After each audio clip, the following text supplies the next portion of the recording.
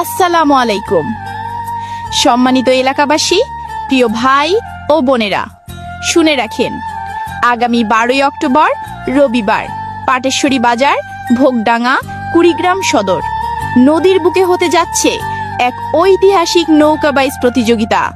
আর সেই প্রতিযোগিতায় আসছে নুন খাওয়া থেকে গর্জে ওঠা ভয়ঙ্কর রূপে সজ্জিত গণতরী, যে নৌকার এক বৈঠার চাপে নদীর ঢেউ কাঁপে, যে নৌকার গর্জনে আকাশ কাঁপে, আর যে নৌকার সামনে প্রতিদ্বন্দ্বীরা দাঁড়াতে ভয় পায়।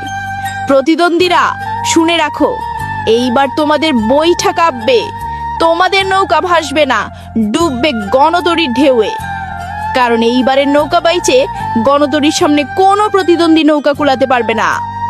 ভাইয়েরা ও বন্ধুগণ, নুন খাওয়ার সেই নদী বুকে গণতরী এখন প্রস্তুত।